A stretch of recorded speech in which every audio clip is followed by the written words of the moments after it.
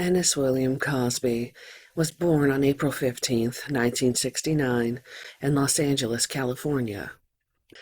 His parents were the infamous, if not notorious, Bill Cosby and Camille Olivia Hanks.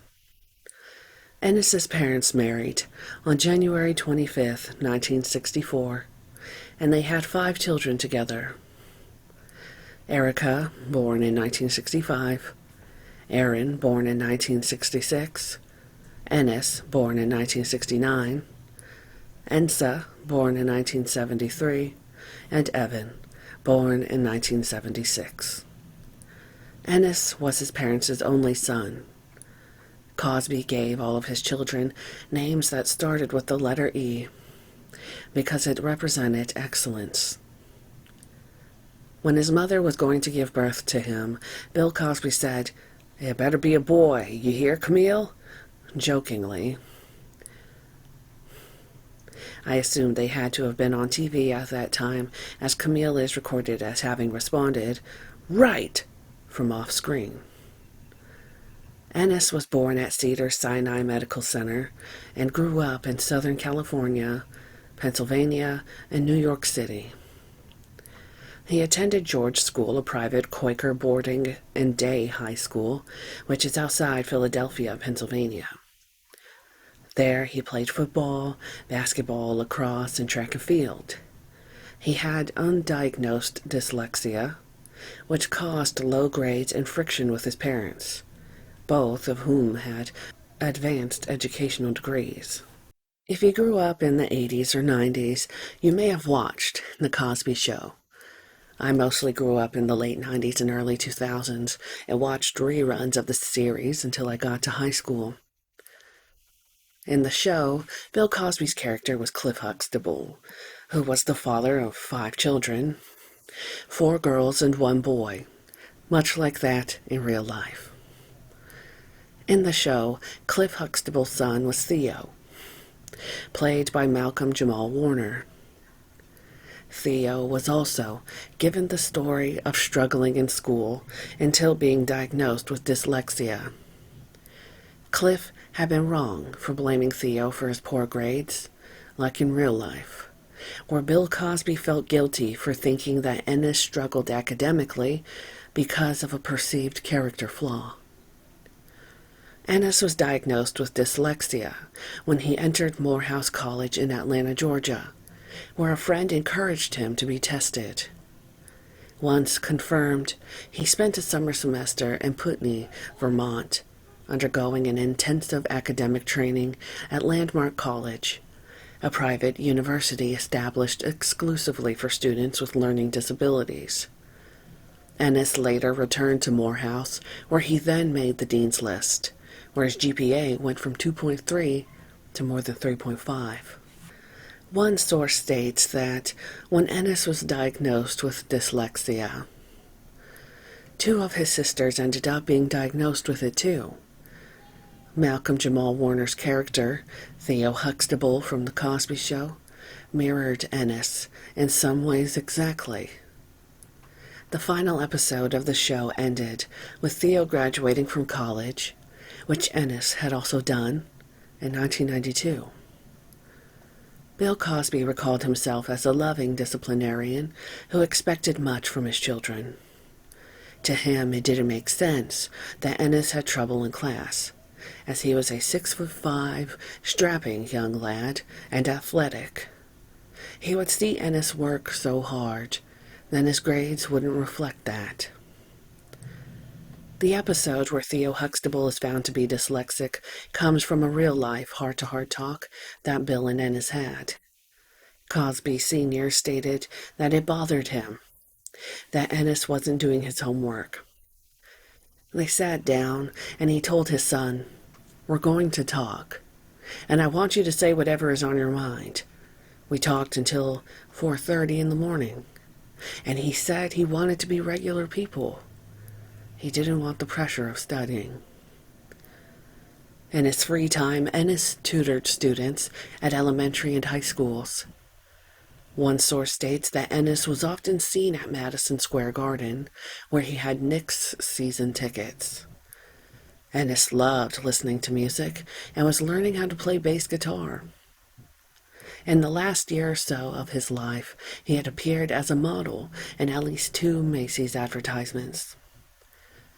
He earned his degree in 1992, which he followed with a master's from Columbia University in New York in 1995.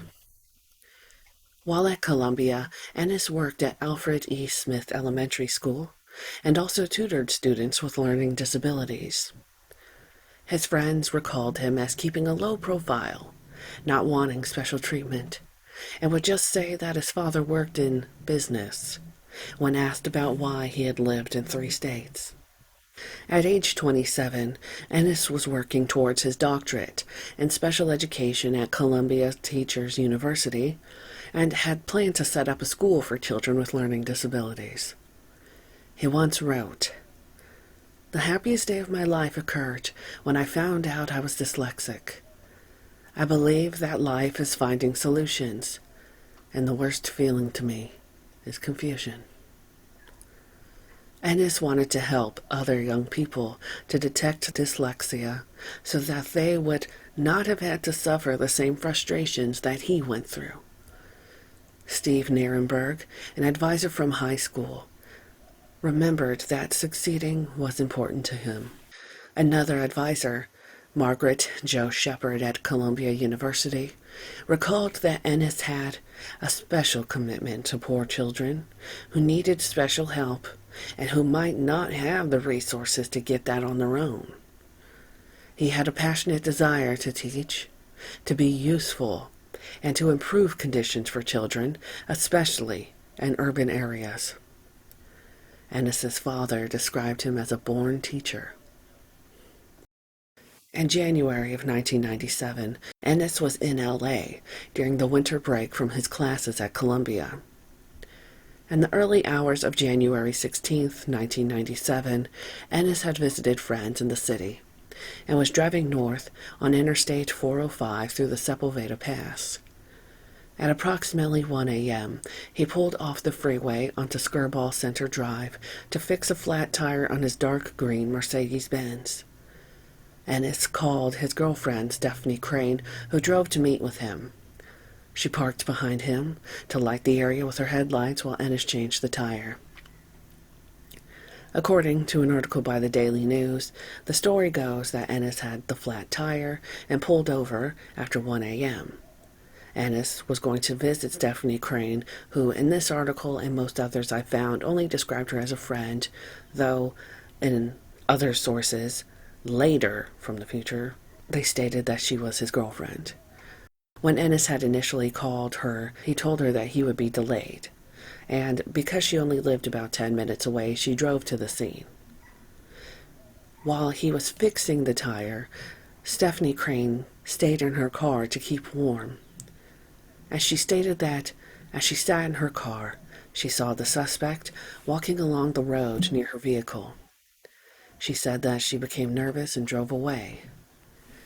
When she drove back a couple of minutes later, she found Ennis dead, with a single bullet to the head, and she called 911. There is a record of a 911 call at 1 a.m. that day, but it was not immediately clear what was the call she made.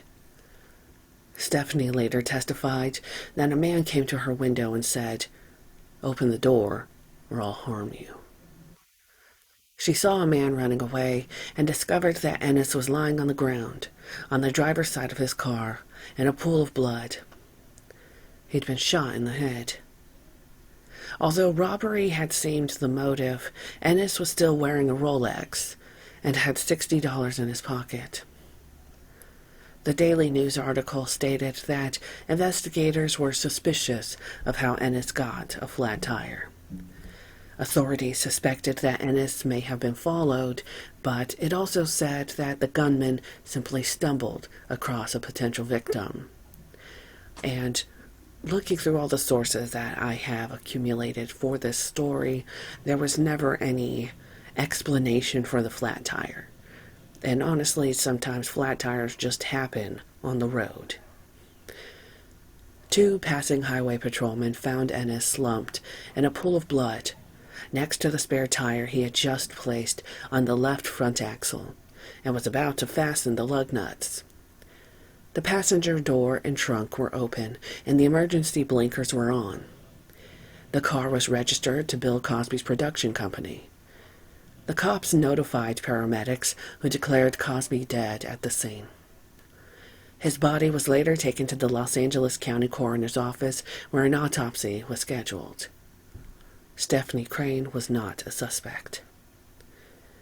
The LAPD contacted Congresswoman Maxine Waters, who was a close friend of Bill Cosby, to request his phone number. Maxine Waters denied the request, but asked another friend close to Bill to inform him of his son's death. This was Ed Lewis, the Essence magazine publisher, but the police contacted the CBS studio producing Cosby's new series, Cosby, which was being filmed in New York at Kaufman Astoria Studios in Queens, New York. Bill Cosby was on set when producer Joanne Curley Kerner informed him of the death of his son. Afterwards, LAPD spoke with him and discouraged him from flying to LA. The Cosbys received an outpour of support from friends and the public. Truckloads of flowers were delivered to the family's home in NYC, and strangers left flowers on the spot where the murder took place. Then President Bill Clinton and Vice President Al Gore and South African Archbishop Desmond Tutu personally called Bill Cosby to offer condolences. Within 36 hours of his death, the high number of calls asking how Ennis's memory could be honored prompted the family to make the Ennis William Cosby Foundation. At the time of its inception, the foundation was to benefit programs focused on those with learning disabilities. Various people released statements on Ennis's death, like Malcolm Jamal Warner and Martin Luther King III. King had known Bill Cosby for years and was 10 years old when his father was killed, where Cosby traveled to the King household to comfort them. In 1997, Martin was 39 years old, and an article states that he took the news of Ennis's death hard. A quote from him states, "We should be incensed in America whenever a violent outbreak of any kind occurs. This kind of behavior we cannot tolerate." This was also said while making a nod to the 1997 abortion clinic bombing in Atlanta, Georgia. There are multiple quotes from so many people that were affected by Ennis in their life, such as Malcolm Jamal Warner, who stated, "He was my friend, and I loved him. He wanted so much to be a good teacher, and he was working to achieve that goal." From David Burns, who was the head of Ennis's high school. Steve Nierenberg stated, "Here's a guy who was interested in doing something meaningful with his life, who seized upon the idea of service. What a waste. He was the kind of kid anybody would have been proud of to have as their son." It was such a shock and such a waste. He had his head on straight and was going to do something positive and be a leader, said Clarence Jasper. And from James Pilgrim, education was his life. He eventually wanted to start his own school and work with kids. Ennis was your regular jeans and t-shirt kind of guy and a good friend. Despite all the publicity and being under the microscope of being Bill Cosby's son, he still wanted to be an everyday person. When I met him, all he said was, "Hi, I'm Ennis." He didn't even mention that his last name was Cosby. Steve Purnell. The media received criticism for its early coverage of Ennis's murder. A news helicopter from KTLA had captured footage of Ennis lying dead on the road, including close-ups of his body. The footage was later broadcast by CNN that same day, January 16th. This outraged CNN viewers who weren't told that graphic footage was about to be shown. They received hundreds of calls and complaints, and anchor Bobby Batista apologized on air. KTLA itself had not shown the footage, as it was deemed by station standards as too graphic. In the hours after Ennis's death, photographers and news cameras gathered outside Bill Cosby's Manhattan home. Bill was returning home from the studio in Queens after being informed of Ennis's death, and was met with a media circus outside his home. When pressed for notes and quotes by reporters, Cosby simply said, "He was my hero." The family began making plans for a burial and chose a private funeral in Shelburne Falls, Massachusetts, where Ennis had played as a child, and to avoid the media. Howard Rosenberg of the LA Times wrote, CNN carelessly crossed a line Thursday by airing a tasteless close-up of the body of Bill Cosby's murdered son, Ennis, lying in a pool of blood. Will another line be crossed by media badgering his famous father and the rest of his grieving family for comments about his death? 2 days later, January 18th, Fox News Channel issued a statement saying its employees will not stake out the home of actor Bill Cosby or attempt to contact any member of the Cosby family for comment about the death of Mr. Cosby's son. The family issued a statement saying, "We do not accept people coming to our homes because this is a time we want to ourselves, to find solutions to questions in our hearts." Rosenberg also criticized the Los Angeles CBS affiliate KCBS-TV, KCBS Action News, for blurring out the face of the sole witness, Stephanie Crane. However, they had already showed footage of her at the scene, and journalist Harvey Levin had identified her as a witness. Crane, the maternal aunt of actresses Melissa and Sarah Gilbert, who played Darlene on Roseanne, went into hiding to avoid the media, despite being offered a small fortune to tell her story. One article states that Stephanie Crane, who also turned out to be Ennis's girlfriend, was the last one to see him alive, and she had showbiz ties. She told police that she was a screenwriter and a member of the Writers Guild of America, though at the time of the article there weren't any credits to her name. Stephanie's father was Harry Crane, who wrote a classic situation comedy starring Jackie Gleason and Art Carney. Her mother was listed as a former beauty queen. An article states that she drove a Jaguar and lived alone in a one-story home in San Fernando Valley. She didn't answer the bell outside her 10-foot-tall iron gate in front of her driveway. Above the door buzzer was a sign that read, "Please do not ring before 1 p.m. There was suspicion about Stephanie Crane and if she had anything to do with Ennis's murder. Despite potential conspiracy theories, even to this day, there hasn't been anything to prove that she had any participation in Ennis's death. Ennis's death was major news, with it being on the front page, if not the main headline, of newspapers for the next few days. Some articles simply showed a picture of Ennis from his school days, while others used pictures of his parents, mobbed by the media, or even the location of the crime itself. An article from the Daily News printed a picture of the crime scene during daytime. Ennis's body had been removed, but there were bloodstains by the car. The article was printed the day after his death. The Atlanta Constitution also posted the crime scene photo. A snippet showed that CNN had apologized for corpse footage for inadvertently airing Ennis's body beside his car. The area that Ennis was killed in was thought of as a calm and quiet area. Locals of the area stated that they were shattered and shaken at the time. Many friends and colleagues of Ennis were saddened upon the news of his death, feeling that he was taken too soon. The record stated that Ennis's car was not touched until midday after his murder, and the emergency lights were still flashing. The area was a wealthy residential neighborhood where violence was extremely rare. Initially, police thought that the killer may have been following Ennis from his previous destination.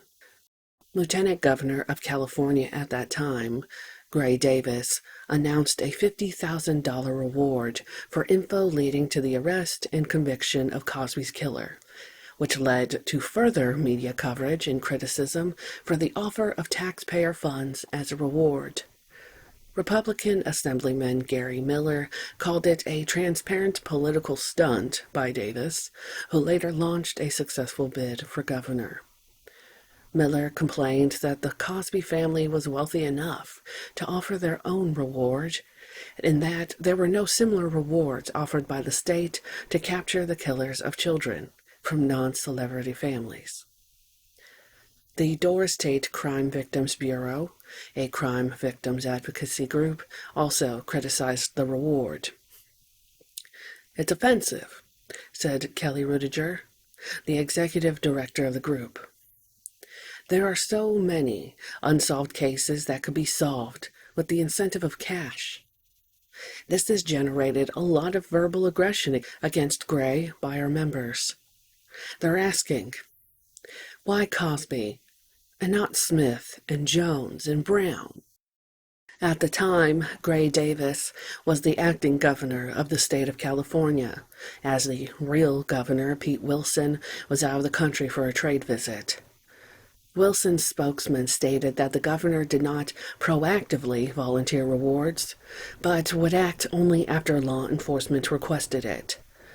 On February 8, 1997, Wilson rescinded the offer that Davis made, citing the Cosby family's request that no taxpayer money be used as a reward. "The Cosby family has my heartfelt sympathy," Wilson said. "I also regret that the Cosby family has had to respond to a barrage of media attention with regards to rewards offered by the state and other entities. It is my hope that withdrawing this reward brings a close to this issue and takes a burden off the Cosby family." A $25,000 reward from the city of Los Angeles and a $15,000 reward from Los Angeles County were also withdrawn following the family's request.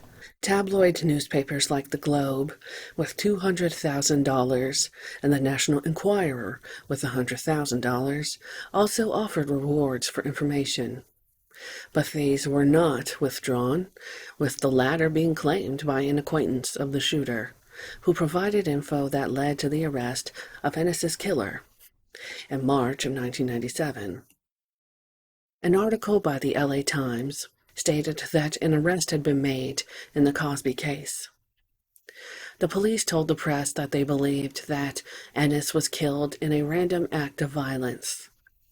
Interestingly, the police stated that they believed that a gang of about 4 Russian robbers may have taken part of the crime.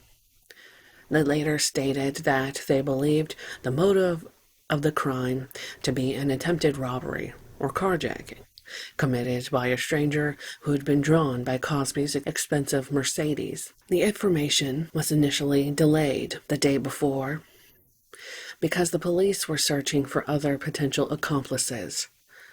The article says that it was sketchy, the details of the arrest. One source said somebody who came forward gave info to the police to settle a score with the suspect and the potential accomplices. The arrest suspect was only described by police as transient. With Ennis's death, Bill Cosby hired his own private investigator to assist in the search of his son's killer. Civic leaders and tabloid magazines offered some $300,000 in reward money for leading to the arrest and conviction of Ennis's killer. Some articles, like the one from March 13th, seem to have had suspicions towards the principal witness, who was unnamed at the time of the article. It's Clear that it was Stephanie Crane, though, as she is described as a 47-year-old self-described writer. Crane described a young, slender white man, about 25 to 35 years old, who was wearing a knitted cap. A composite sketch of the man was drawn and shown to the public. The police received more than 800 tips, which were investigated, including a tip in January about teenager Mikhail, also spelled as Michael in some sources, Markasev. Then 18, Markasev was born in the formerly known Soviet Ukraine and immigrated to the U.S. with his mother in 1989. Michael Markasev had previous arrests for drug possession and had spent time in juvenile detention in the past. Markasev was ultimately apprehended in March of 1997 after the National Enquirer received info from an acquaintance of Markasev's. Police Chief Willie Williams said that Markasev was arrested after a tipster provided info to the Enquirer in hopes of claiming a $100,000 reward. This was a random stop as far as we know. It was happenstance. Mr. Cosby was there, and the gentleman passed by, quoted Willie Williams. Even though it was initially believed Markasev had ties to the Russian mob or the Russian mafia, the police would admit that they had no information to prove this. Police believed that they had arrested the right person, and the only person tied to the case. They didn't think that there were any more people involved. 2 acquaintances were questioned but later released. The Cosbys were greatly relieved by the arrest, according to their family spokesperson. He told the press, "Mrs. Cosby wants this man, and she wants him now, and wants him appropriately prosecuted and convicted." In an article from the Washington Post, it states that the rewards for info on the case totaled almost $400,000. Enquirer editor Steve Caws said that within days of offering the $100K reward, his newspaper received hundreds of phone tips, including one from a man who provided his name and pager number. This man would claim that a member of a ring of Russian car thieves were involved. Caws stated that the tipster had claimed that a Russian gang member had told a friend that he shot a black boy, and gained credibility when they mentioned that the weapon was a .38 caliber revolver. Police hadn't disclosed the type of weapon used, although several reports identified it as a 9mm. Caws turned over the tipster's info to the police. This helped the police find the gun in an isolated area a few miles from the crime scene where it had been dumped. Police Chief Williams said that the gun was identified as the murder weapon by ballistics experts. Another source claims that the tipster was wrong about the Russian mob ties and did not know Markasev personally. Williams stated that a lot of hard work and a little bit of luck went into the arrest. He didn't mention the Enquirer, but stated that detectives had received 1 or 2 pieces of information that allowed them to identify the suspect, who was put under surveillance, then arrested in San Fernando Valley. Markasev was indicted on March 12, 1997, and had been in jail without bond up until the trial.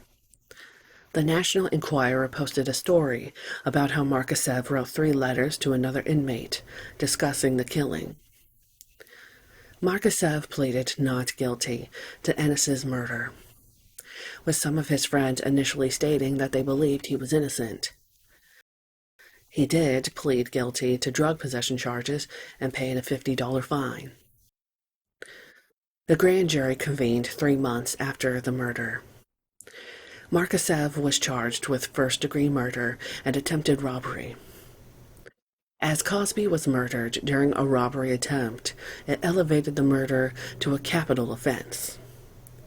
Because of these special circumstances, Markasev would be eligible for the death penalty if convicted. When this all happened, we were shocked about who was killed. Son of Mr. and Mrs. Cosby, someone we all grew up with. The randomness of this crime. If we were to pull over with a flat tire, do we have a bullseye on our back for a predator? Stated Ann Ingalls, the prosecutor. A later article stated that the district attorney wouldn't go for the death penalty. Ennis's parents lauded the decision in a statement. We support the district attorney's decision. Onward to jurisprudence. Reportedly, Markasev had a rare public reaction, smiling faintly.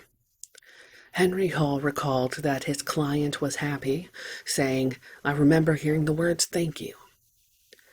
The defense argued that Markasev's age, background, and other factors did not justify the death penalty.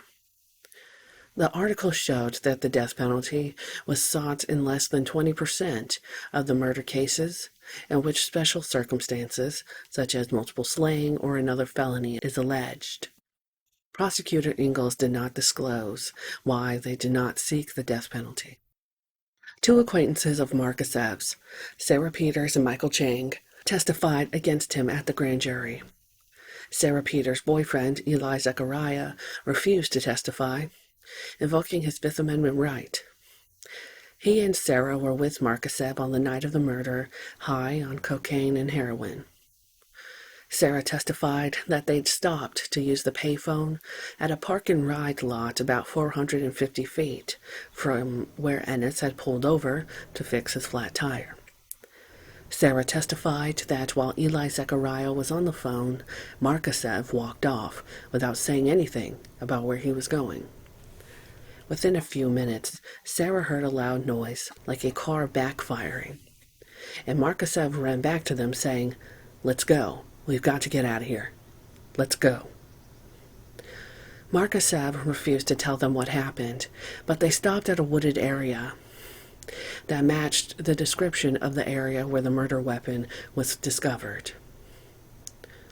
After Markasev was indicted by the grand jury, neither Sarah Peters or Michael Chang testified in the 1998 two-week trial, according to one source, though I don't believe that is correct, because another source said that Sarah Peters was at the trial. From jail, Markasev sent a letter to an acquaintance in which he admitted in writing to the murder. He wrote,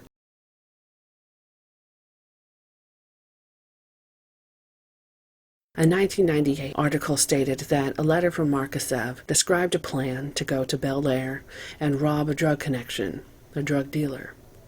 But the target was not home. It said, "The crime happened in Bel Air. A robbery gone bad. I went to rob a connection and found something else." It was closed with a picture of a happy face and signed Pee-wee. According to comments on YouTube, people that knew Markasev said that he looked like Pee-wee Herman. Initially, Markasev's family hired Darren Kavanagh to be his lawyer, but let go of him when they could no longer afford him. Kavanagh followed the case, though, and said that the prosecution's case was based on unreliable witnesses and criminals. They're horrible, unreliable, of dubious credibility. I don't want to get myself into a slander situation, but it will give the jury a lot to chew on. Superior Court Judge John Reed moved the case from the Criminal Courts building in downtown Los Angeles to the Santa Monica courtroom of Superior Court Judge David Perez Jr. Reed did this to end speculation that the case would have been tried in downtown LA instead of the courthouse closest to the crime scene. Reporters asked Markasev's attorneys if the change to Santa Monica would have any impact on their client's prospects, since the jury pool could have been of a different ethnic and economic background. And they dismissed the notion. Hall stated that it was impossible to predict what the racial makeup of the jury would be. The defense did not rule the possibility of trying to move the trial out of Los Angeles County because of pre-trial publicity. Hall stated that, given the amount of evidence collected in the case, it could take 6 months to pick a jury and only 1 month to conduct a trial. Initially, the trial was set for February 17th, 1998, but it was pushed back to April 15th, 1998. Markasev's lawyers won an order from Judge Perez to obtain more information compiled by authorities, including telephone records from Bill Cosby's business enterprises and the months before his son was killed. Judge Perez initially questioned the relevance of such records, but agreed to have them released after Henry Hall said they were important enough to authorities for them to have obtained a search warrant. If they were relevant, my suspicion is that the prosecution would not have requested the search warrants in the first place.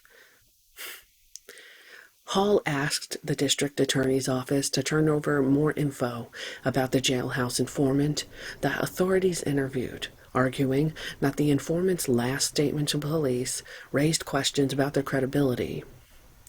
They said, "If there isn't enough, I know something about other cases that I can help you with too." Hall's request became moot when Prosecutor Ingalls assured the court that neither the informant nor another person referred to in other court papers were going to be called as witnesses. Prosecutors asked the court to be prepared to hear from several other witnesses, 2 of whom were the temporary subjects of bench warrants when they failed to appear for the proceedings. The judge withdrew the warrants when Sarah Peters and Eli Zechariah arrived in the courtroom. The 2 were with Markasev in a car before the murder. A bench warrant was still in place for Gabe Drapel, whose role was not discussed by authorities. According to this article, there was no identifiable prints on the gun, and the DNA tests failed to link Markasev to the crime. The article states that this was from November 19th, 1997, so this may have been before the hair was found.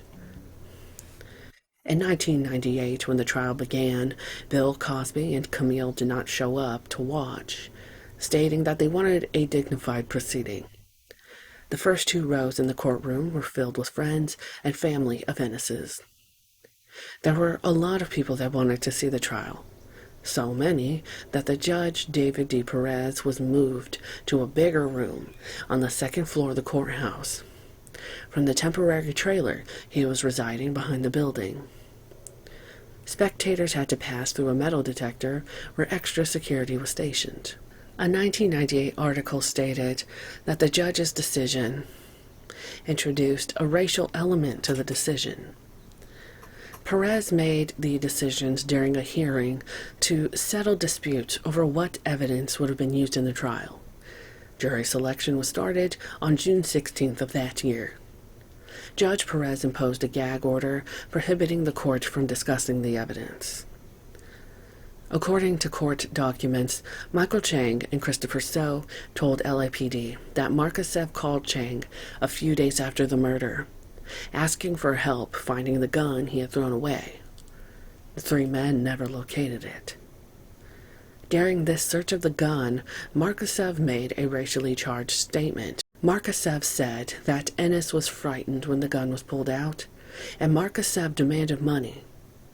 He stated that he shot Ennis in the head because he was taking too long to give him the money. Markasev's public defender said that the slur would be inflammatory to have in evidence, and there appears to be no basis for it. Hall stated that there was no evidence that the killing was based on race.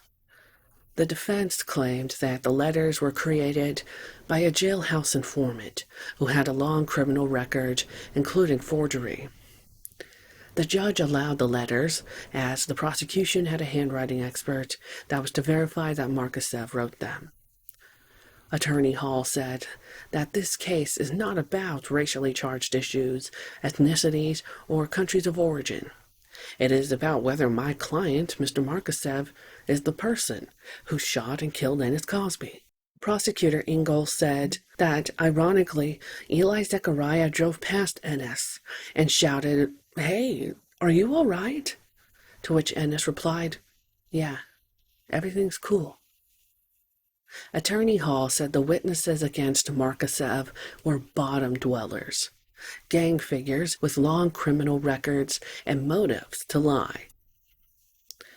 In an article from the Associated Press, Linda Deutsch wrote about how the prosecution insisted that Markasev was Ennis's killer, while the defense insisted that the police arrested the wrong man. Deputy District Attorney Ann Ingalls is quoted as having said, "Ennis Cosby had money, a beautiful car, a watch. The defendant saw an opportunity. He goes up and tries to take the property, but gets spooked. He shoots the gun and runs away." The article described Markasev as a Ukrainian immigrant with a history of gang affiliations and a previous brush with the law. One source pins Ennis's car as having been worth $130,000. Markasev's attorneys unsuccessfully tried to argue that the letters were forged and Eli Zechariah was the real killer. Prosecutor Ingalls said that the defendant had essentially convicted himself with the letters that he wrote in jail referring to the crime. Ingalls pieced together the elements of her case on an elaborate chart, pointing arrows of guilt towards Markasev.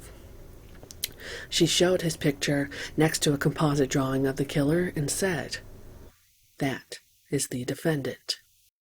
An article by Linda Gorov stated that Markasev was a member of the prison gang the Mexican Mafia at the time of its writing in 1998. The letters Markasev wrote were filled with Spanish words and idioms.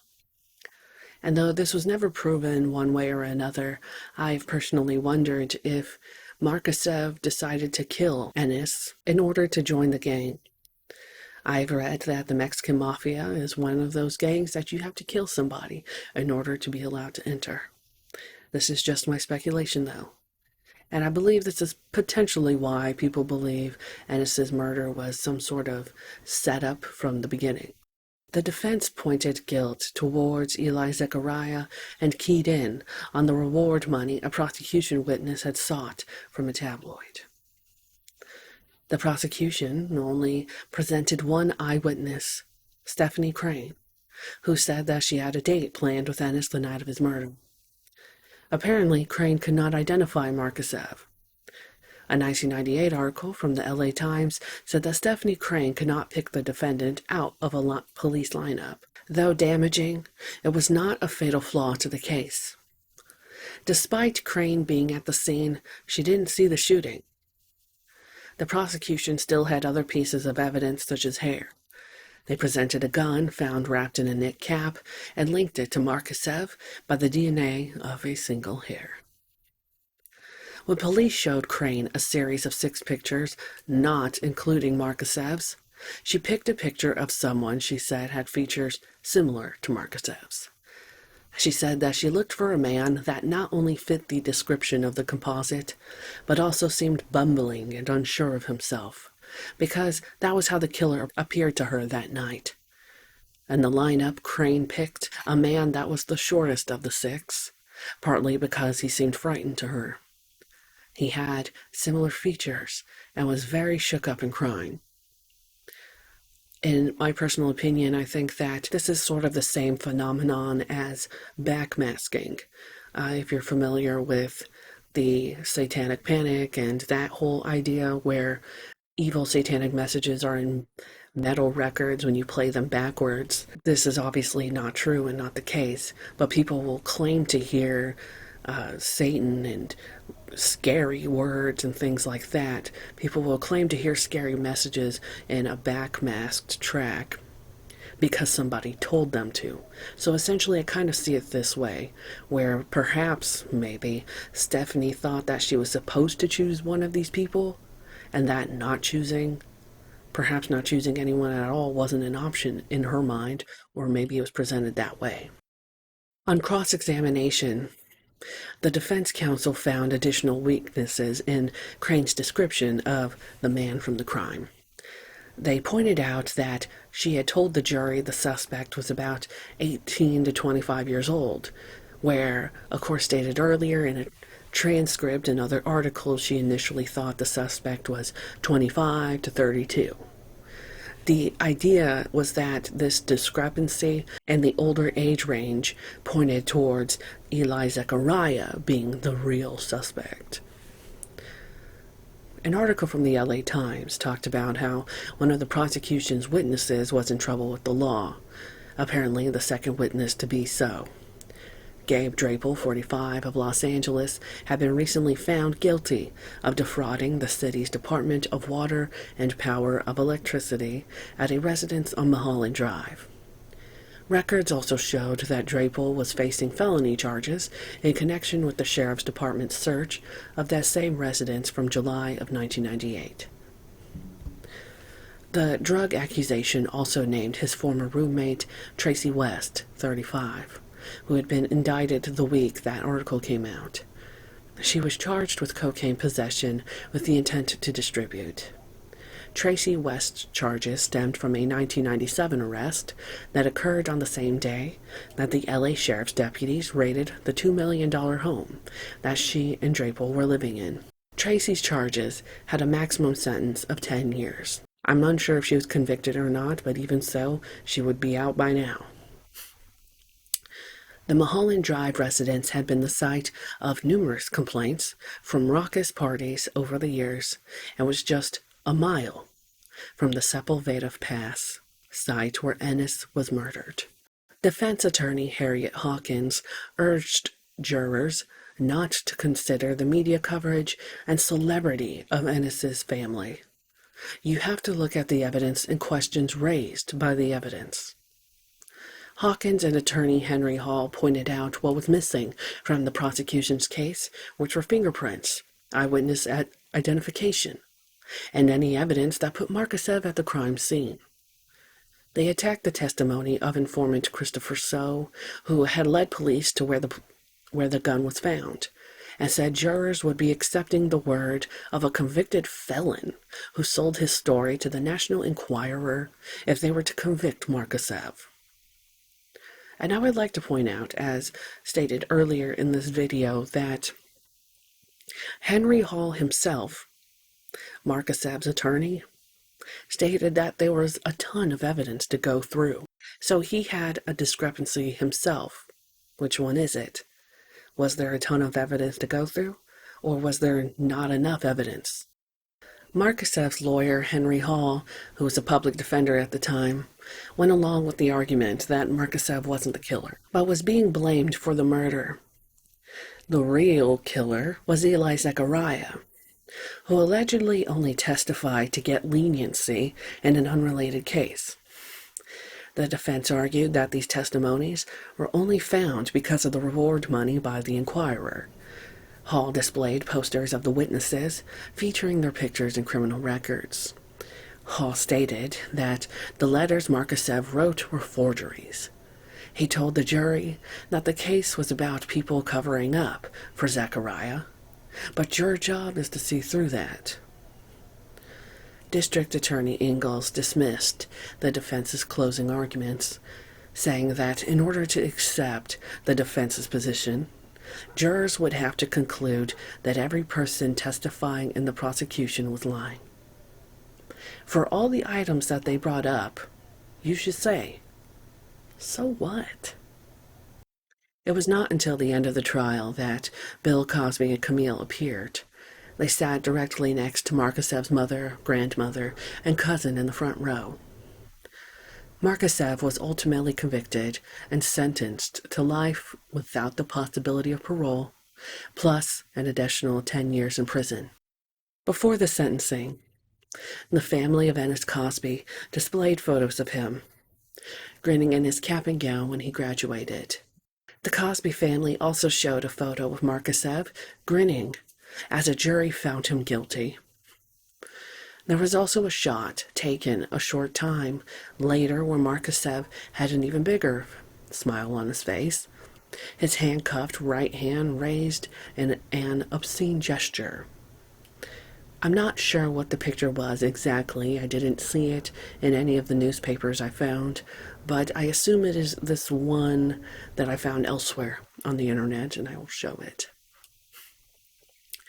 Eric Hanks, Ennis's uncle, was the narrator of the series of photos displayed on the courtroom screen. He said, "Has he shown any remorse?" "No. He's been smiling. He's wearing a proud and defiant smirk on his face. All of this shows he's boasting of what he's done." When Superior Court Judge David Perez sentenced Markasev to life in prison without the possibility of parole, Markasev was not smiling, nor spoke.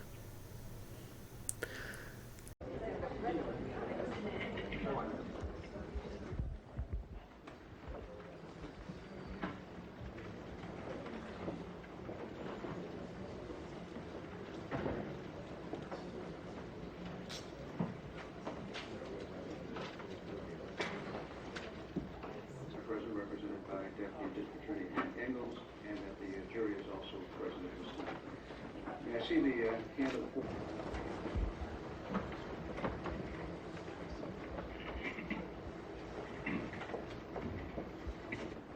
Call the matter of the people of the state of California versus Michael Markasev, case number BA 109470. Let the record show. Count 1. We, the jury, in the entitled action, find the defendant, Michael Markasev, guilty of the crime of murder of a human being, Ennis Cosby.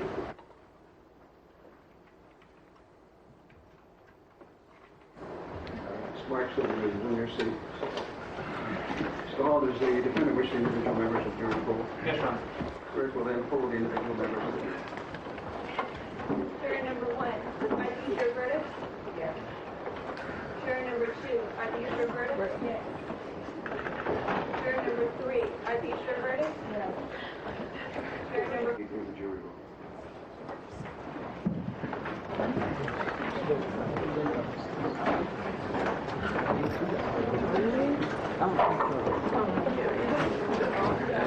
Need everybody to please exit at this time. Coming back in or what? They're coming back today.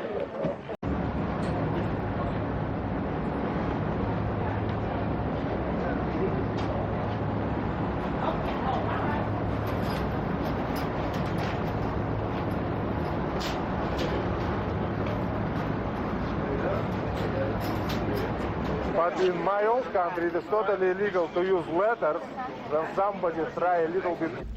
Everyone I spoke with who knew him well regarded him as a good, kind, and caring person. We all admired him for how he would extend his hand in friendship to anybody, regardless of race or religious background, ethnicity or economic status. He wasn't looking for any special recognition. That's just the way he was. And knowing Ennis, he was probably even trying to reach out to his killer. We love and miss Ennis very much. It's not easy on any day, But try to imagine what it's like on Mother's Day and Father's Day, or at Thanksgiving and Christmas, or during his birthday. Our lives are forever changed by this terrible act. That's him with 3 of his grandparents. I now sentence you to the term prescribed by Penal Code Section 190.2, subsection A, subsection 17, which is imprisonment in the state prison for life without the possibility of parole. Further, because the jury has found it's true that you personally used a firearm, 2 a handgun, during the commission of the crime of murder, I sentence you pursuant to the provisions of Penal Code Section 12022.5, subsection A, subsection 1, to serve 10 years in state prison, which will be in addition and consecutive to the punishment prescribed for the crime of murder of which you have been convicted. We feel, therefore, that life without parole is justified in this case, not only to hold Michael Markasev responsible for murdering Ennis in cold blood, but also to protect and safeguard the public. Thank you. Him and his mom. Ennis's sister smiled when they heard the sentence. None of their parents came to court, but several other family members and friends sat together with their arms around each other and a few dabbing at tears. Henry Hall of the defense said that he immediately filed for an appeal, saying that he was worried about his client's safety in prison because of the case's notoriety. Hall tried to get a new trial, claiming juror misconduct and other problems were within the trial. He said that 2 statements jurors repeatedly made in the trial showed that they made up their minds before they began to deliberate. Juror Stephanie Osborne had told the Los Angeles County District Attorney's Office that she heard one juror say, "Oh yeah, he's guilty," and another say, "Hang him." But the judge rejected Hall's claims, saying that the jury clearly deliberated. Judge Perez then solicited the family's views, and Eric Hanks struggled to suppress his tears as he presented them. Hanks referred to the testimony that Markasev had used a racial slur in boasting about the murder. Hanks said, "Michael Markasev did not murder a nigger, execution style. Michael Markasev did not execute a celebrity son, execution style. Michael Markasev murdered Ennis William Cosby, execution style." Hanks described the man that Markasev murdered by reading a poem that Ennis wrote. In the poem, Ennis praised his 3 sisters and said that he wanted to rear his children the same way he was, to seek love. I have. Hanks told of Ennis's dreams to have his own children and to open a school for children who suffered from learning disabilities, like he had. He wanted to make a difference in their lives and help them gain self-confidence. Of course, he will not be able to realize his dreams. Hanks's voice choked with emotion. In February of 2001, Markasev sent a letter to the California Deputy Attorney General, Kyle Brody, asking that all appeals in his case stop. Markasev wrote to Brody that he had killed Ennis and that he had wanted to do the right thing by confessing. "Although my appeal is in the beginning stage, I don't want to continue with it because it's based in falsehood and deceit. I'm guilty, and I want to do the right thing. More than anything, I want to apologize to the victim's family. It is my duty as a Christian, and it's the least I can do after the great wickedness for which I am responsible." As of December 29, 2023, Markasev is 45 years old and incarcerated at Valley State Prison in Chowchilla, California. He is still under life without the possibility of parole. Earlier in the year, in February 2023, he was at the California State Prison in Corcoran. I'm not sure what caused the change, but I have heard that sometimes inmates are moved to different facilities because of their age or health status. Ennis Cosby was buried on January 19th, 1997, in Shelburne, Massachusetts, after a funeral that was held at the family estate. His Find a Grave profile states that he is buried at the Cosby Family Cemetery, where a wooden fence surrounds the grave. On February 23, 2018, Ensa Camille Cosby passed away from renal failure. According to her Find a Grave profile, she was the inspiration for the character Vanessa Huxtable on The Cosby Show. She was a supporter of her father during the allegation trials. Ensa is buried next to her brother at the Cosby Family Cemetery. She was 44.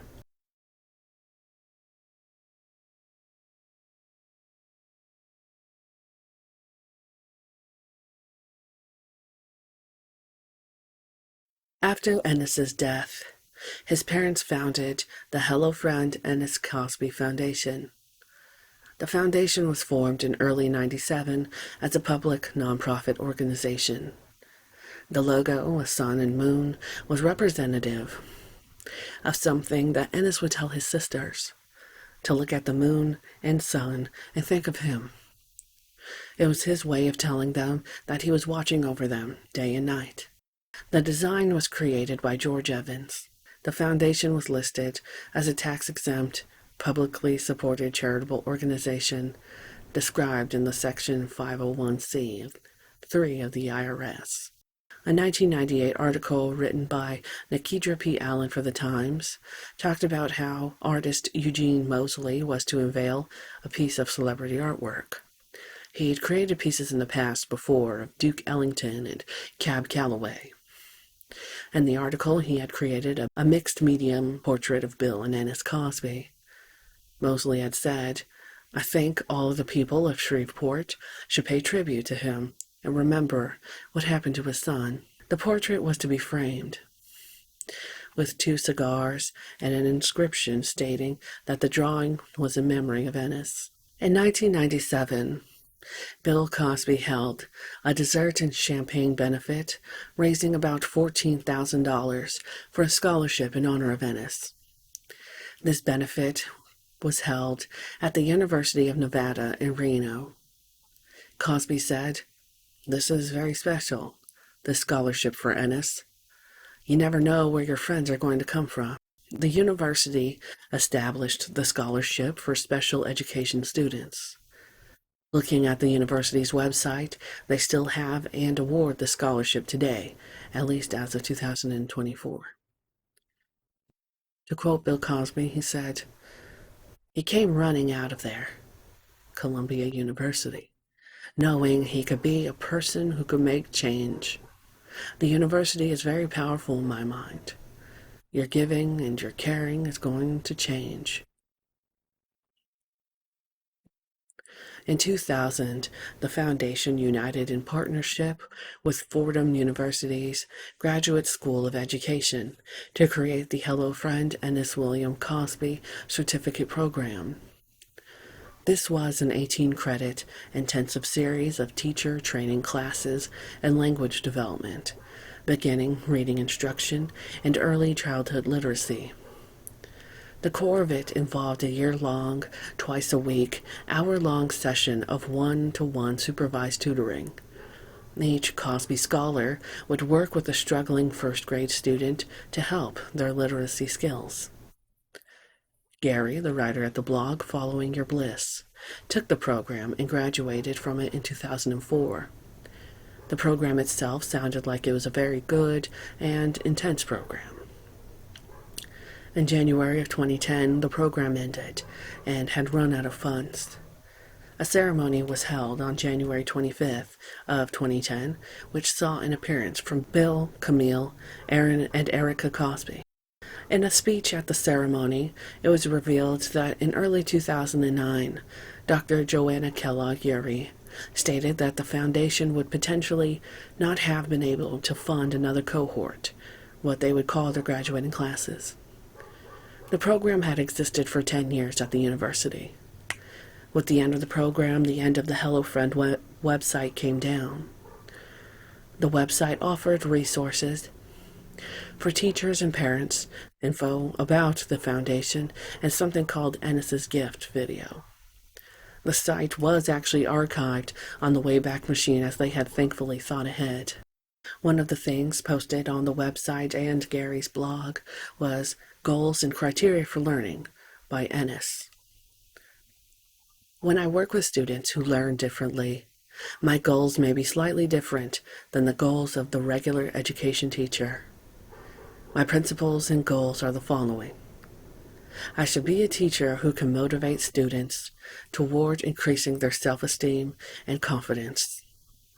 Most students who are diagnosed have very little confidence or self-esteem. I must come to class well prepared, and I must also be prepared for change. Students may have personalities that will alter the whole lesson plan of the day. My preparation motto is, try to be ready for the best and the worst. Quitters never win, and winners never quit. I have always tried to listen to positive feedback from other special education teachers. Most of them have warned me about how students can damage a teacher's pride and ego to the point where a teacher contemplates quitting. Never take things personally. One teacher recommended to me, "This is probably the hardest theory to live by. I have promised myself that I will never quit. Instead, I will try to create the best solution for every problem I face." The student overall performance and behavior will be my tools for measurement. There must be gradual improvement. Looking at the website on the Internet Archive, it was very basic overall, especially when I looked at its version from 2001. This was back in the early days of the Internet, and the aesthetics reflected that. A section called Remembering Ennis was written by Philip Caputo, discussing Ennis's life. The website also had some of Ennis's writing, with poems like Patience, God, Sisters, and Why Write. His favorite colors were blue and gray, which he wrote a poem about. There were prose pieces by him on there too, like Teaching from the Heart, Finding Solutions, and Goals and Criteria for Learning.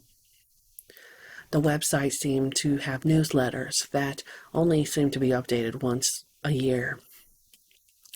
The November 1998 one described some of the achievements the foundation made throughout the year, one being the Cube Checkers Challenge, another being of dictionaries the foundation distributed, which contained Ennis's story on the inner cover.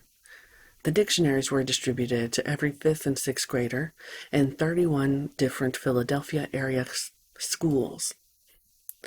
Aside from the backstory about Ennis's educational background, the dictionary inset said that it hoped the students would use the book as a tool to reach their full potential. Your goal should not be limited or discouraged, nor should you be intimidated by words and language. It is important to pay attention to definitions in this dictionary to explore new and different meanings of words. The Foundation would like to stress the importance of critical thinking when you read the negative definition of some colors, like the word black, as it is used in words such as blacklist and blackball with negative meanings, as opposed to the word white, as it is used in words such as white hope and white knight with positive meanings. In 1998, Cosby was shown sitting at the Michigan State Fair in Detroit with a ceramic angel given to him by a fan in memory of Ennis. That same year, on November 9th, Cosby held a Cube Checkers Challenge to benefit the Hello Friend Ennis Cosby Foundation to help young people with learning disabilities. Cube checkers is where the checkers are cubes, and players make 2 moves instead of 1. Articles that announced the checker tournament said that it was billed as the world's largest checkers tournament. Cosby said that the game was like a magnet where kids and adults actually want to take a break from the computer to play it. New York City's FAO Schwartz store on 5th Avenue hosted the championship. The contest was designed as an elimination-style tournament with 20-minute games.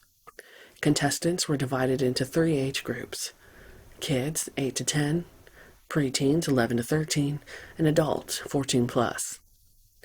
Winners received a $5,000 cash award, an FAO Schwartz spending spree, and the all-expenses-paid trip to New York. The Cube Checkers Challenge was sponsored by the aforementioned store, American Airlines, and Hilton Hotels.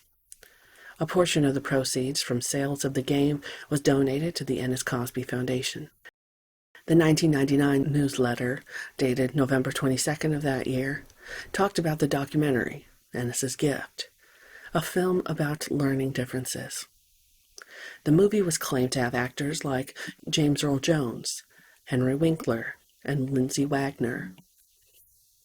The newsletter announced the Ennis William Cosby Graduate Certificate Program to begin at Fordham University. The idea of the program was to provide scholarships to teachers who taught kindergarten through 3rd grade to take a sequence of 6 graduate courses which focused on how to provide all children with effective teaching methods in the mainstream classroom.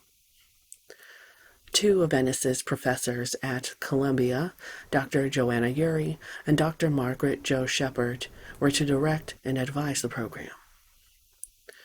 The website used art in the same style as the Little Bill books. A 2002 capture shows that the site added more pages, such as the newsroom, events, and store pages. The 2000 newsletter talked about how the certificate program began at the university in September of that year. The Ennis Cosby documentary was announced as out and had been reviewed in the Boston Globe and the Boston Herald. It was described as a national treasure by author Tom West. The film premiered in October at the Museum of Fine Arts in Boston and sold out to a crowd of 450 people, with 100 plus being turned away. Baseball hats and shirts could be bought on the site. There were multiple fundraisers that were held for the foundation. The 2001 newsletter didn't say much, though it hinted at 9/11 and talked about the film more. They also paired up with Scholastic Books, who was to donate books to the foundation through their Classrooms Care project. The foundation was to distribute 250,000 books to kindergarten through 2nd grade classrooms and low-income communities, such as Boston, New York, Philadelphia, and the Mississippi Delta. In the 2002 newsletter, it was revealed that more than 500,000 books were distributed to the places aforementioned, on top of Washington, D.C., Chicago, Los Angeles, and Dallas. 1,500 individual libraries were sent to teachers across the country. There didn't seem to be any more newsletters, though various other updates happened with the site. In 2006, the whole website was revamped, giving it a more professional look, straying from the initial memorial page for the Cosby son. Unless the website writings and background story on Ennis weren't archived with the Wayback Machine, it seems that this was all wiped.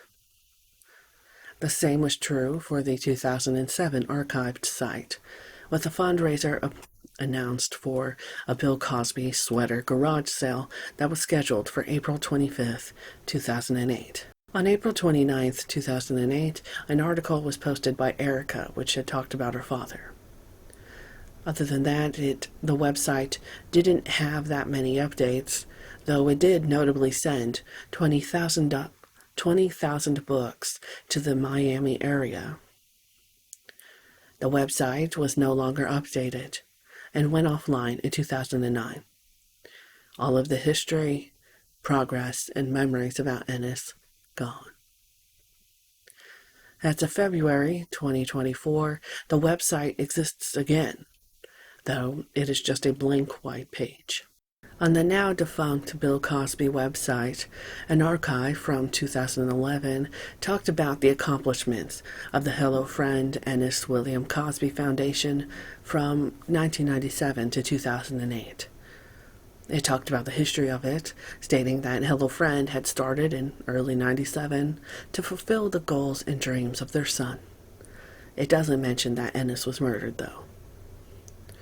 The foundation was dedicated to the vision that no one with learning differences be denied the lifelong joy and fulfillment of learning. It seems to overlook that this was based on Ennis's own dyslexia. Throughout the archives on the site and the Hello Friend site, there was a notable difference in the thought of addressing a learning disability. They did not refer to it as a learning disability, but rather a learning difference. I assume this is because the word disability was thought of in a negative context back then. Ennis's dyslexia was not thought of as a disability, but rather a gift. Hence the documentary about him being called Ennis's Gift. The Cosby Archive shows that the foundation went on to focus on early childhood literacy as a whole, where points about lack of literacy in the 4th grade can prevent a student from ever catching up.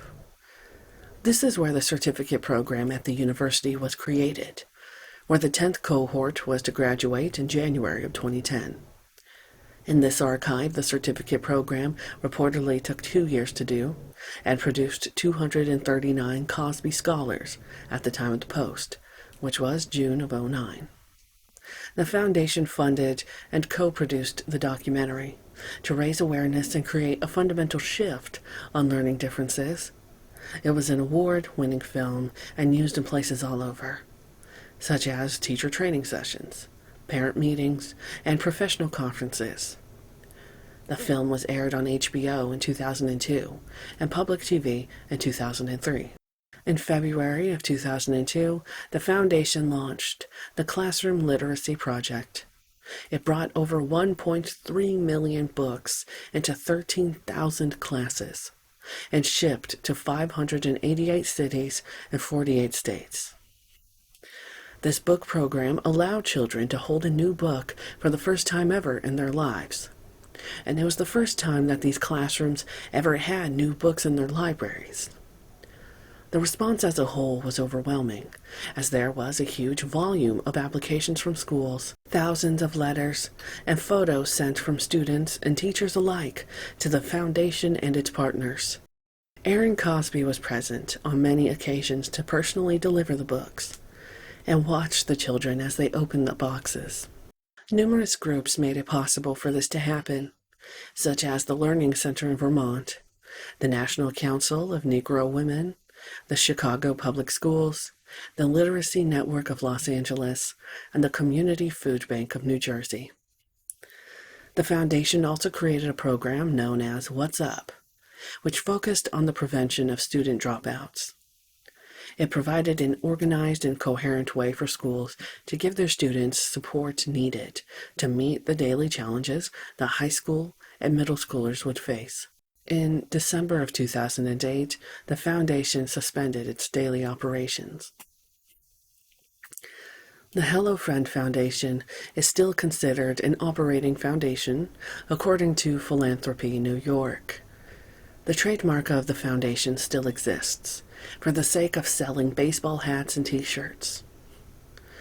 According to the Justia website, the trademark was filed on December 19, 2018. Interestingly, the trademark, as pertaining to charity, is considered abandoned. On August 26, 2019, Ennis's former professor, Joanna Yeri, passed away.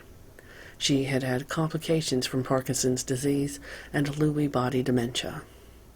She was 82 years old. The Fordham University News reported her passing on September 9, 2019. She does not seem to have a Find a Grave page. Dr. Yuri's obituary states that contributions to her memory could be made to the Lewy Body Dementia Association or to the Michael J. Fox Foundation. One notable creation in memory of Ennis was the Little Bill series. Originally a book series, Little Bill was later adapted to a TV series, which ran on Nickelodeon. In the show, Little Bill's catchphrase was, "Hello, friend," the same greeting that Ennis used in life. I personally remember watching this show and reading these books. Knowing the story behind this, it's actually kind of hard not to tear up thinking about how Ennis had an impact on my life before I ever even knew it. Ennis was recalled as having been friendly and outgoing and would greet people saying, "Hello, friend." This greeting would later become his legacy, as it was the main phrase used by Little Bill. His parents had the phrase put on a sign near his grave, and several months after his death, his father released a jazz collection titled "Hello, Friend," to Ennis with love. This album within itself is not available to actually listen to on Spotify or seems to appear on YouTube, though the songs themselves, as made by the artist, are available individually on YouTube, if you understand what I mean.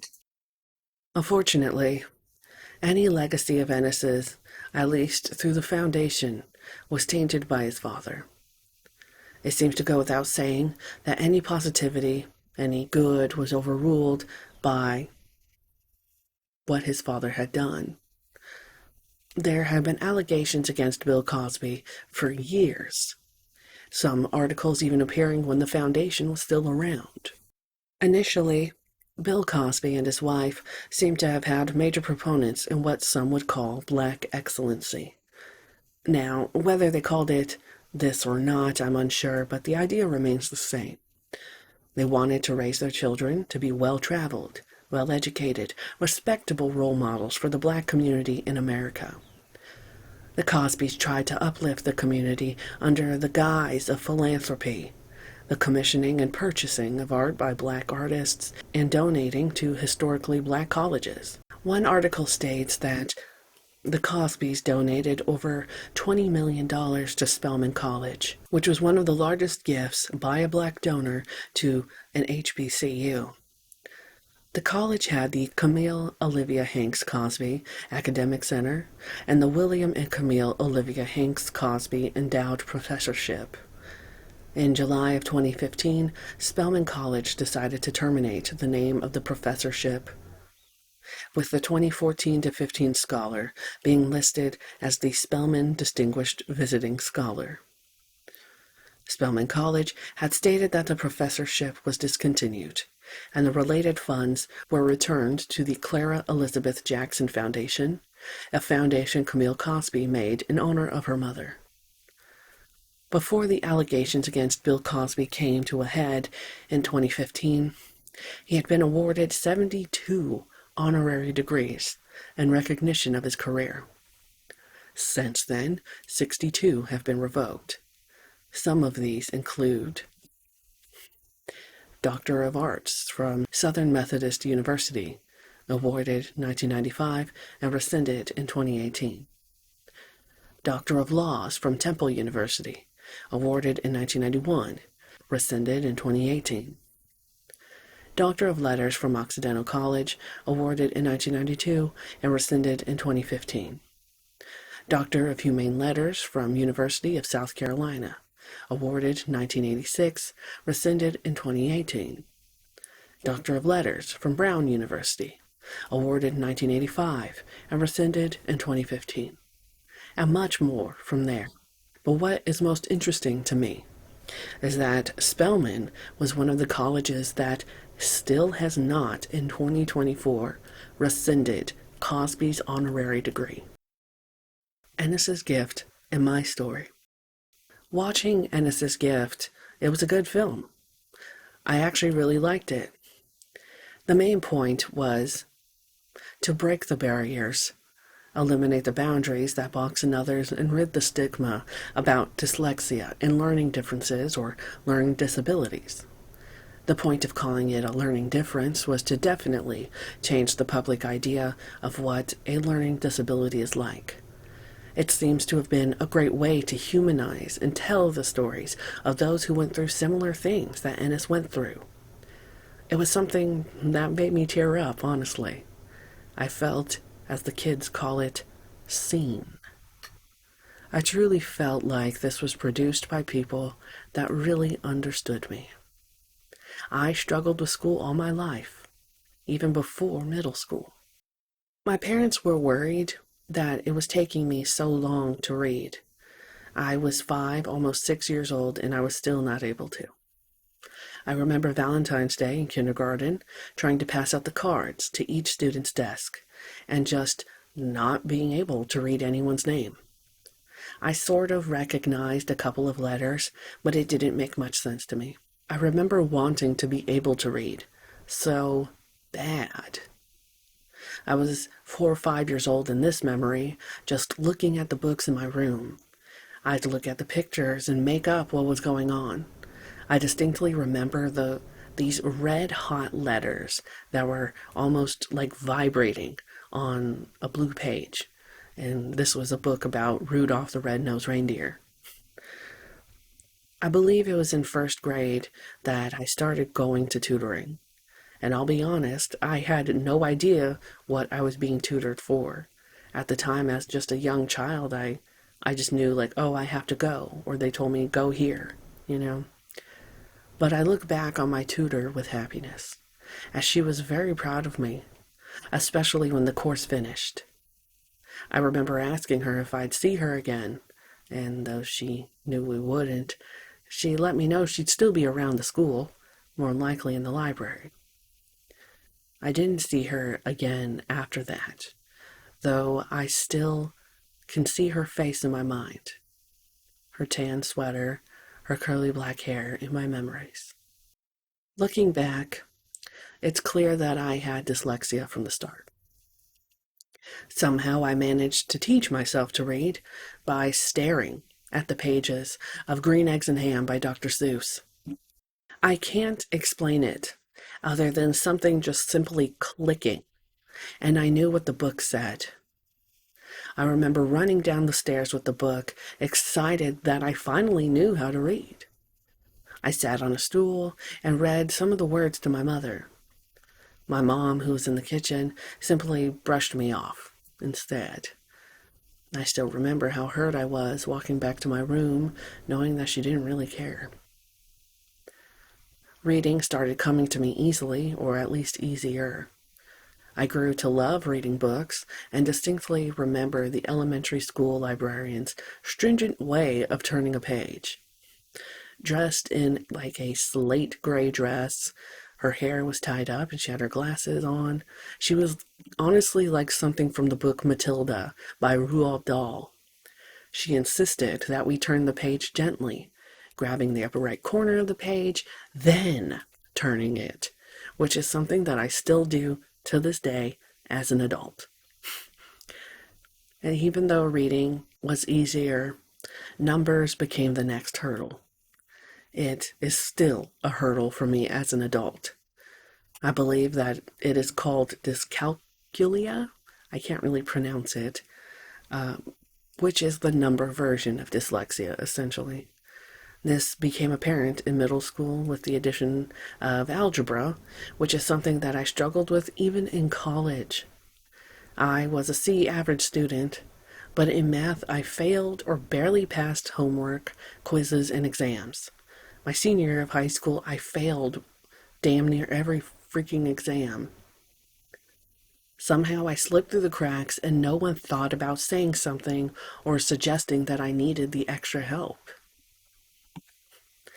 The conventional ways of teaching mathematics never made sense.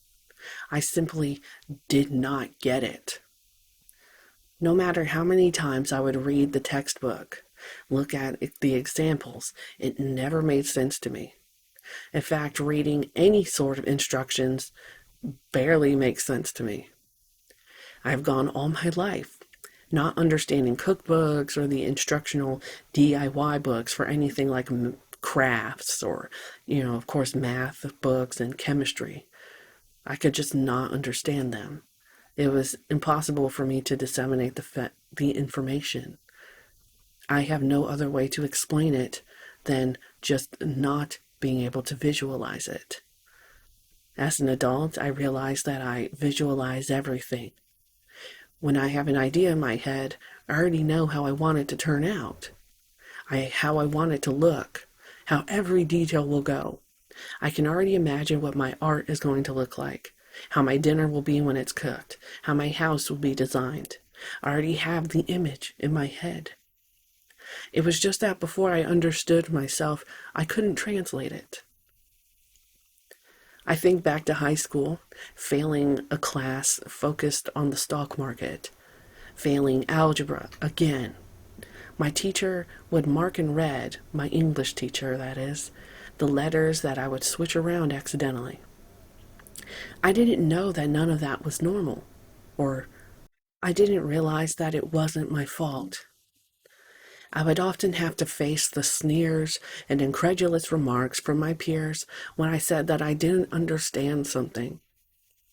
I felt ashamed and stupid, and eventually I stopped asking for help at all. Looking back, I don't know why none of my teachers said something. I don't know why none of the adults noticed anything. My junior year of high school was almost like something from a coming-of-age movie, where thankfully I was put in debate. I chose to take debate class, which There was also the debate club, and that really helped me with speaking, obviously, reading uh, and writing papers. It's one of the main reasons why I use the word contention instead of saying points. It's just a bit more, articulate. Being in debate class and in debate club, we would go from different city to city debating other high schools, and that helped me a lot in articulating myself and reading out loud. And I never had a stutter or anything, but if you know me in real life, I am a very shy and quiet person. And yet, when there comes the time and chance that I have to present myself or present a speech, debate really helped me become the exact opposite of that. After high school, I went to work. I remember one cashiering job where I talked to a customer and I told him, yeah, sometimes I confuse certain letters and numbers. And he had asked me if I had dyslexia, but I told him at the time that I wasn't sure. I tend to confuse zeros with eights and eights with sixes.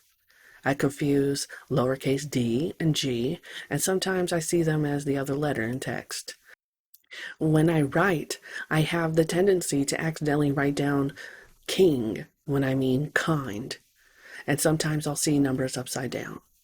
When I initially wrote this paper about Ennis, I was seeing the number 2 upside down. And as I record this, I just drove past the gas station today, and I thought I thought the gas said 268 and it said 286.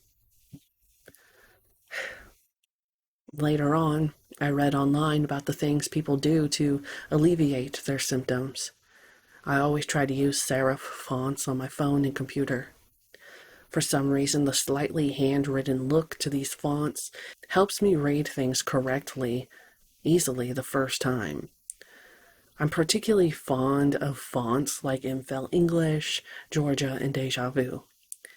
In my college years, I suspected the high possibility that I had dyslexia, but I wasn't sure. And then as an adult, you think, what is the first step in trying? And then I came across Ennis's case. His story about dyslexia opened my eyes to what it could be like, and it sounded like a lot like me. The same struggles, the struggling, the grades. I put the video about him on the back burner, but he always stayed on my mind. Funny enough, it was actually because of my Glenn Rambo Soylent Green video that I decided to get tested. Over a month after I uploaded that video, I realized that I made an error. Instead of frog, I thought that one of the demos used the word fog. And I was crushed, honestly. I had proofread my writing over and over about 4 times before recording, and I never saw the error. And that's something that still frustrates me to this day. I mean, I will proofread so many times, and yet it's like my brain will not catch it. I thought about taking that video down, but I decided not to. It was the final straw, though, to help me realize that I am different too. So in a weird way, if it wasn't for Ennis Cosby and Soylent Green, I wouldn't have ever realized that I was dyslexic myself. So to Glenn Rambo, I have to thank you once again. And to Ennis Cosby, I absolutely have to thank you as well. We never met, but your story taught me something as well. Thank you. Thank you so much.